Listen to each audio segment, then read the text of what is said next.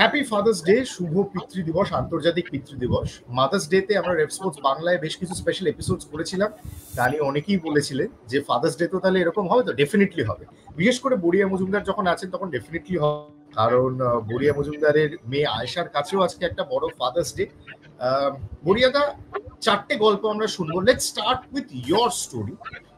আমি তোমাকে এটা জেনুইনলি রেভ স্পোর্টস বাংলার প্ল্যাটফর্মে কোনোদিন জিজ্ঞেস করিনি যে when you took that first flight, you went abroad for studying, তারপর হোয়াট হ্যাপেন্ড। এবং বুড়িয়াদের এই ফাদার্স ডে গল্পের সঙ্গে অদ্ভুতভাবে ফেলুদা জড়িয়ে আছে। এবং তারপর বুড়িয়াদা, তুমি যদি একটু আয়েশার কথাও বলো। Let's make the first episode personal. বুড়িয়াদা, I didn't expect তুমি আমার এই প্রশ্নটা করবে, সো আই ওয়াজ স্মাইলিং। আমি এখনো মানে তুমি কথাটা বলার পরে আমি উপরের দিকে তাকালাম and my first thought was আমি যদি একবার আমার বাবাকে দেখতে পেতাম।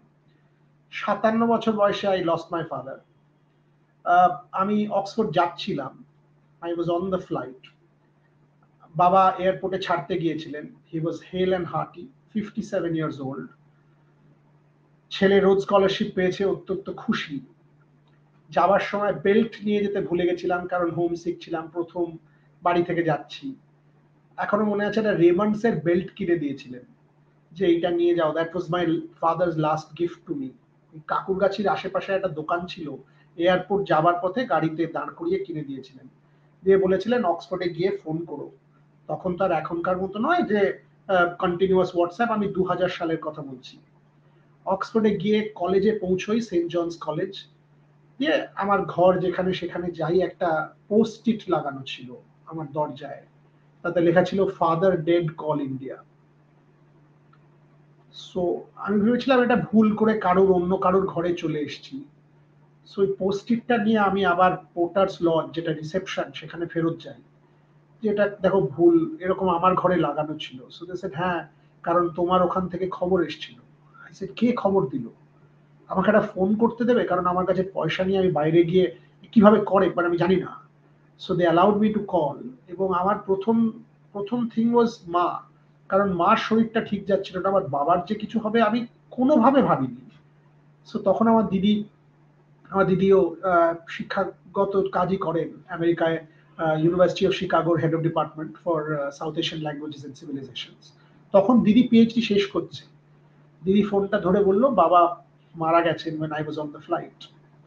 অ্যান্ড মারা গেছেন কিভাবে? তিনি ডাক্তার ছিলেন, অত্যন্ত নামকরা হোমিওপ্যাথ ছিলেন।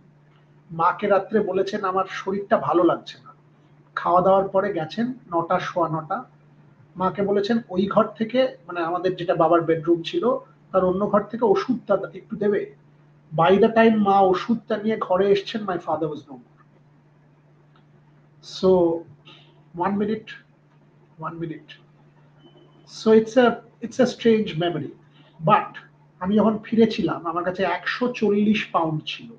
রোড স্কলারশিপ ট্রাস্ট আমাকে টিকিট কেটে দিয়েছিল বলে আমি ফেরত চলে আসতে পেরেছিলাম। আসার সময় পুরো সময়টা আমার হাতে ফেলুদা ধরা ছিল, কারণ আমি চিরকাল ফেলুদা থেকে অনেক ইন্সপিরেশন নিই। এবং আমি বারবারই আমি কোনো পড়িনি, পড়ার মতন মানসিকতাও ছিল না, বইটা ধরে বসেছিলাম। ওই যে সমগ্রগুলো বেরোতো, পাহাড়ে ফেলুদা বলে একটা সমগ্র ছিল, সেইটা হাতে ধরা ছিল। কলকাতায় আসি, মাকে দেখে মনে হলো মা overnight has aged several years, and at 23 I had to take charge of the family. But I hope my father is watching this today and saying যে at least I've been able to make him proud. Coming to Aisha, her father will not leave her like this, or I will do everything in my powers. My father ditched me, I will not ditch my daughter under no circumstance. She's a doll. এইভাবে protect করব, বুক দিয়ে protect করব। She is the biggest positive in our lifes. Last 2 বছরের ব্যানের সময় যখনই মন খারাপ হতো, ডিসঅ্যাপয়েন্টেড লাগতো, রাগ হতো, ফ্রাস্ট্রেটেড হতো, আয়শা আসলে সঙ্গে সঙ্গে সেটা পাল্টে নেওয়ার চেষ্টা করতাম যাতে আয়শার ওপর ইম্প্যাক্ট না করে। She is growing up to be a fantastic kid. আপনারা সবাই আশীর্বাদ করুন যেন ভালো মানুষ হয়, দ্যাটস হোয়াট ইট ইজ, যেন ভালো হিউম্যান বিং হিসাবে বেড়ে উঠতে পারে।